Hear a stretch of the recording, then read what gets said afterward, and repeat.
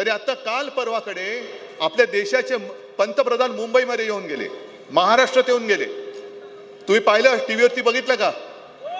मी नाही बघितलं, पण मी ज्यांनी पाहिलं त्यांना विचारतोय, त्यांच्या भाषणामध्ये कुठल्याही दोन्ही भाषणात 2, 3, 5, 10 भाषणं झाली असतील, एका तरी भाषणात शेतकऱ्यांबद्दल काही उल्लेख होता का? मग ज्या पंतप्रधानांना जिथे आपण चाललोय त्यातल्या महाराष्ट्राची परिस्थिती काय माहिती नाहीये, त्यांच्याकडनं आपण काय नाही मागतोय, कशासाठी मागायचा? म्हणजे जे एक फुल आणि दोन हाफ बसलेले आहेत, कोण? एक फुल आणि दोन हाफ. म्हणजे मला वाटतं कैलास ओम आणि सगळ्या आमदारास वगैरे सगळ्या तमाम शिवसैनिकांचं खास कौतुक करायचंय. कारण जेव्हा पूर आला होता, त्या पुरामध्ये स्वतःच्या जीवाची पर्वा न करता शेतकऱ्याला वाचवणारे माझे म्हणजे बाळासाहेबांचे शिवसैनिक आहेत सगळे. त्यांचा मला अभिमान आहे. आणि कैलास, तुम्ही जे बोललात, राजा उदार झाला आणि हाती काय दिला? अरे आता येता एका शेतकऱ्यांनी सांगितलं की साहेब हातात टरबूज दिलं.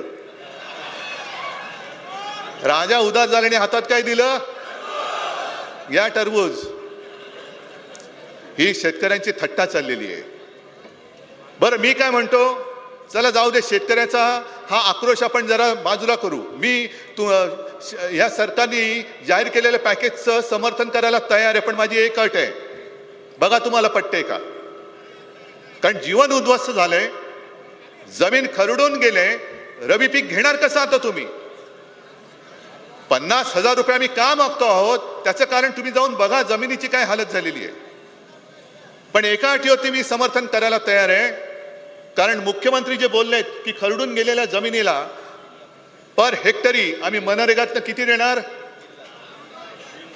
3 लाख, 3.5 लाख. मग मी मुख्यमंत्र्यांना तुमच्या वतीने आव्हान देतो आहे की दिवाळीपूर्वी त्या 3 लाखातले 1 लाख माझ्या शेतकऱ्याच्या खात्यात टाकाच. आहे, बरोबर आहे माझं म्हणणं? बाकीचं नंतर बघू, बाकीसाठी आपण चाबूक दिलाय तो मी घेऊन फिरेनच. पण जर तुमच्यामध्ये एवढी तुमची नियत, मी मुख्यमंत्री असताना माझी नियत काढत होता, आता मी तुमची नियत काढतो, पण मी राजकारण नाही करत. जो एक आपला शेतकरी दादा त्यांनी मदतीसाठी विचारलं तर त्याला हे सांगतात, ए बाबा राजकारण करू नको. मग तुम्हाला राजकारण करण्यासाठी शेतकऱ्याची मतं पाहिजेत.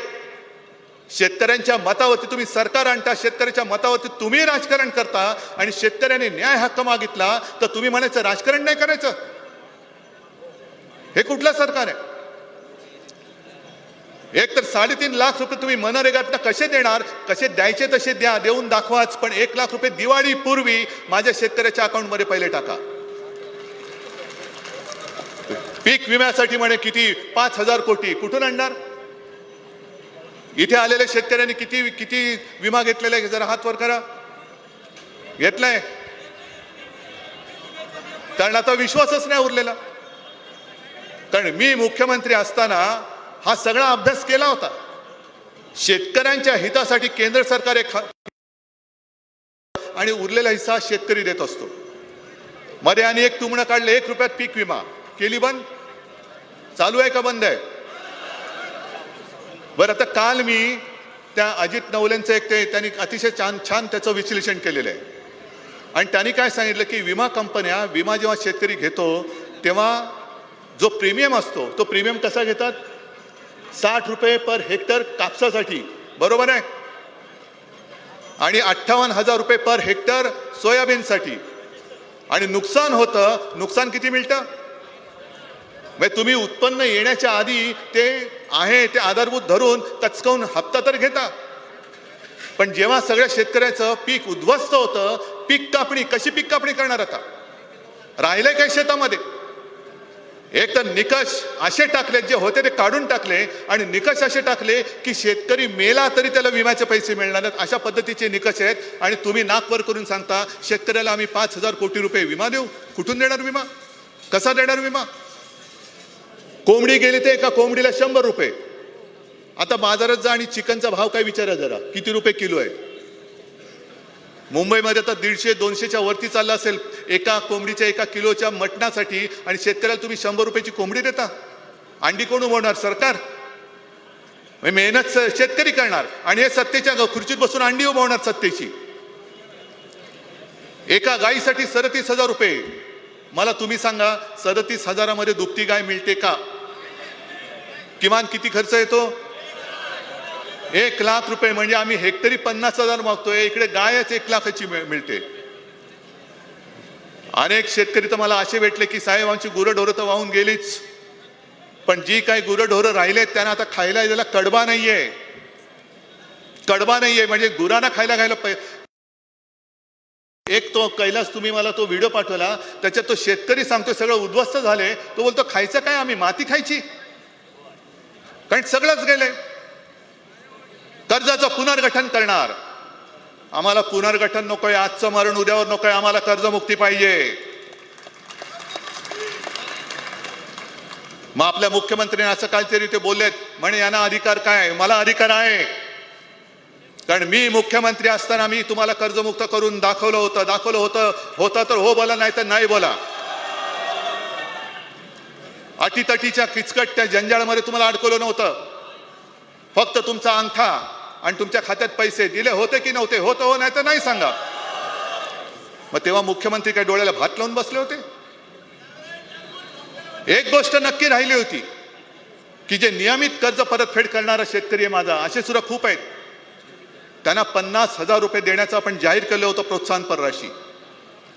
नेमकं मध्ये तंगड्यात तंगड घातलं कोरोनाने, आणि त्या कोरोनामुळे आपण ते पैसे देऊ शकलो नव्हतो 1-1.5 वर्ष. ते द्यायला जेव्हा सुरुवात केली तेव्हा हे खोकेवाले खोके घेऊन पळाले, आपलं सरकार पाडलं आणि स्वतः डोक्यावरती बसले. ते जर का डोक्यावरती बसले नसते तर 50,000 तर मी दिलेच होते, पण याही वेळेला तुम्हाला मी कर्जमुक्त करून दाखवलं असतं. आता फक्त शेतकरी बांधवांना आणि भगिन्यांना माझी विनंती आहे, तुम्ही मी जे सांगतोय तुम्ही भोगतात. मी 4 चौघांना विचारून प्रत्यक्ष बघून हे मी सगळं बोलतोय, पण तुमचे डोळे उघडणार आहेत की नाही? आज असं काय नाही की कोणत्या तरी एका समाजाच्या, एका जातीच्या, पातीच्या, धर्माच्या शेतकऱ्यावरती संकट आले. आभाळ फाटले. आभाळ असं फाटले की आता शिवायला दोरा आणायचं कुठून? आज हंबरडा मोर्चा नाहीये, हा इशारा मोर्चा आहे. सरकारला आम्ही इशारा देतो आहोत की जर तुम्ही कर्जमुक्त केलं नाहीत तर आम्ही फक्त मराठवाडा नाही तर अख्खा महाराष्ट्रातला शेतकरी रस्त्यावरती उतरून तुमचा विरोध केल्याशिवाय राहणार नाही. अख्ख्या महाराष्ट्रातल्या शेतकऱ्याला मी आवाहन करतोय. फक्त मी तुम्हाला जे सांगतोय की अरे आता तरी डोळे उघडा. ज्या वेळेला तुमच्यावरती संकट येतं तेव्हा तुम्हाला सांगितलं जातो, दम दिला जातो, ए बाबा राजकारण करू नको. पण आता जिल्हा परिषद येत आहेत, सगळ्या निवडणुका येत आहेत, तेव्हा बघा कसे तुमच्या समोर गुडघ्यावरती येतील. बरं, पंतप्रधान आले, पंतप्रधानांनी काय महाराष्ट्राला मदत करण्याची काय घोषणा केली का? कारण संकट आले. शेतकरी काय मेला तर मेला, दुसरा उभा राहील. उत्तरेमध्ये नाही का तो शेतकरी किती जवळपास वर्षभर रस्त्यावरती होता, कडाक्याची थंडी होती, पाऊस होता, ऊन होता, अनेक शेतकरी त्याच्यामध्ये मृत्युमुखी पडले. पण शेतकरी दिल्लीत आपल्या राजधानीत येऊ नये म्हणून त्या शेतकऱ्यांच्या वाटेमध्ये खेळ पसरणार हे नतद्रष्ट सरकार, डबल इंजिन, त्यांच्या वाटेत खिळे टाकले, तारीचं कुंपण लावलं, बंदुका घेऊन, अश्रुधूर घेऊन त्यांच्यावरती अश्रुधूर मारला. त्यांच्याकडे आपण दाद मागतो आहोत. आणि जर महाराष्ट्रामध्ये आता निवडणूक लागली मग बघा मोदीजी कसे पटापटा तुम्हाला घोषणा करून खुश करून टाकतील की नाही. आज महाराष्ट्रामध्ये विधानसभेची निवडणूक नाही तरी सुद्धा शिवसेना तुमच्या सोबत आलेली आहे. पंतप्रधान जातात ते बिहारमध्ये जातात. आता सुद्धा मी येताना वाचलं की सप्टेंबरचा लाडक्या बहिणीचा हप्ता हा आज म्हणजे ऑक्टोबरमध्ये टाकलेला आहे, गेल्या महिन्याचा. निवडणुकीच्या वेळेला जवळपास 3 का 4 महिन्याचे हप्ते एकत्र करून टाकले होते की नव्हते? मग त्याच्यानंतर कापलं कारण त्याच्यात सुद्धा गडबड घोटाळा, मध्येच यांनी यांचे सगळे बापे घुसवले, मग त्याच्यात सुद्धा यांनी पैसे खाल्ले. आता गेल्या महिन्याचा आज देत आहेत. जे शिवभोजन आपण सुरू केलं होतं, कोणाकोणाच्या गावात शिवभोजन सुरू आहे अजून? 10 रुपयात मी दिलं होतं ना गोरगरिबांना. कोरोना काळात तर 5 रुपये आणि काही काळ तर मोफत दिलं होतं. बंद. 1 रुपयामध्ये पीक विमा बंद. दादा 1 मिनिट थांबा. 1 रुपयामध्ये पीक विमा बंद. बरं, यांनी सुरू केलेला आनंदाचा शिधा येतोय? म्हणजे सगळं बंद करून टाकायचं. आणि पंतप्रधानांनी 2014 साली जे आश्वासन दिलं होतं, तुमच्यामध्ये इथे किती शेतकरी बसलेत आहेत ना? बरं, आता एवढ्या शेतकऱ्यांपैकी मला सांगायचं की खरोखर प्रामाणिकपणाने 2014 साली मोदीजींनी जी काय वचनं दिली होती की शेतकऱ्याचं उत्पन्न आम्ही दुप्पट करू, तुमच्यापैकी एका जरी शेतकऱ्याचं उत्पन्न दुप्पट झालं असेल तरी मी मानायला तयार आहे. मग 14 सालापासून 25 साल उजाडलं, शेतकऱ्याचं उत्पन्न तर दुप्पट होतच नाही, पण शेतकऱ्याचं नुकसान झाले त्याच्यामध्ये सुद्धा तुम्ही पैसे द्यायला तयार नाही. बिहारची निवडणूक जिंकायची आहे, सगळं अंगलट आलंय, कारण तिकडे मत चोरी पकडली गेली, आपल्याकडे सुद्धा पकडली गेले. मत चोर गद्दी छोड ती घोषणा दिल्यानंतर यांच्या बुडाशी आलं, बुडाला आग लागली, म्हणून कोणी प्रस्ताव न देता बिहारच्या जवळपास 75 लाख महिलांना त्यांच्या खात्यामध्ये पंतप्रधानांनी 10-10 हजार रुपये देऊन टाकले. मग माझ्या महाराष्ट्राने काय घोडं मारले? मला बिहारला तुम्ही मदत देता म्हणून पोटात दुखत नाहीये, पण पंतप्रधान तुम्ही भाजपचे नाहीत, पंतप्रधान तुम्ही देशाचे आहात. निवडणूक असो वा नसो, तुम्ही केवळ बिहार नाही संपूर्ण देशातल्या महिलांच्या खात्यामध्ये 10-10 हजार रुपये का टाकत नाहीत? काश्मीर पासून कन्याकुमारी पर्यंत, आता काल परवापर्यंत मोहन भागवत म्हणाले अखंड भारत सोडा, त्या पीओके मध्ये कधी 11 वर्ष झाली घुसतच नाही आहेत अजून. पण बाकीचा जो आपला हिंदुस्थान आहे, त्या हिंदुस्थान मधल्या प्रत्येक महिलेच्या खात्यामध्ये पीएम केअर फंडातले 10-10 हजार रुपये का टाकत नाही पंतप्रधान? माझा पंतप्रधानांना हा सवाल आहे. नाही, नुसतं ओरडून नाही चालणार, तुमचा आवाज आज ऐकला जात नाहीये. विरोधी पक्ष नेता त्यांनी आज नेमतच नाहीयेत. का नेमत नाहीये? नाही संख्याबळ नाहीये, नाही तसा नियम नाहीये. मग नियम नसेल तर मला अंबादास, तुम्ही विरोधी पक्ष नेते होते, ओमदादा कैलास सगळे तुम्ही, राहुल स्वामीजी तुम्ही सगळे आहात, संजय तुम्ही पण खासदार आहात. मला सांगा, विरोधी पक्ष नेते पद नेमण्यासाठी जर कायदा कानून नियम लागत असेल तर उपमुख्यमंत्री कसा नेमला जातो? 2-2 उपमुख्यमंत्री नेमता, जे त्याच्या संविधानात नाहीये, नसलेली असंविधानिक पदं तुम्ही तिकडे नेमतायत. पहिलं त्यांना उपमुख्यमंत्री पदाचा दर्जा काढा. जर विरोधी पक्ष नेता आम्हाला देत नसाल तर दोन्ही उपमुख्यमंत्री साधे मंत्री म्हणून फिरले पाहिजे. त्यांना उपमुख्यमंत्र्यांची मस्ती करता येणार नाही. आम्ही त्यांना उपमुख्यमंत्री मानायला तयार नाही, हे आज मी जाहीर करतोय. आमचे उपमुख्यमंत्री कोणी नाव येऊ शकत नाही. काय विरोधी पक्ष नेता? अरे एवढं पाचवी तुमच्याकडे बहुमत आहे, केंद्राचं सरकार तुमच्याकडे पूर्ण वरद हस्त, हे एवढं मजबूत सरकार यापूर्वी आपल्या देशात क्वचित आलं असेल, तरी सुद्धा तुम्ही विरोधी पक्ष नेत्याला घाबरता, विरोधी पक्षाला घाबरता. आम्हाला काही फरक पडत नाही की जोपर्यंत आमच्या मागे हा मायबाप जनतेचे आशीर्वाद आहे तोपर्यंत तुम्ही पद द्या नका देऊ, आम्हाला फरक पडत नाही. आम्ही तुमच्या वोखांडी बसायचं ते बसतोच आहोत. पण विरोधी पक्षाला एक जो अधिकार असतो, अधिकाराने तो बोलून घेऊ शकतो, विचारू शकतो, अरे पॅकेज जाहीर केले, काय केलंयस? तो विरोधी पक्ष नेता पद तुम्ही द्यायला तयार नाहीत. का? कारण संविधानात तशी तरतूद नाही. मग उपमुख्यमंत्री पदाची तरतूद तुम्ही मला दाखवा, नाही तर तुमचे 2 हाफ आहेत, त्यांना हाफच राहू द्या. त्यांना आम्ही पूर्ण दर्जा देऊ शकत नाही, उपमुख्यमंत्री आम्ही त्यांना मानू शकत नाही. संविधानात दाखवा.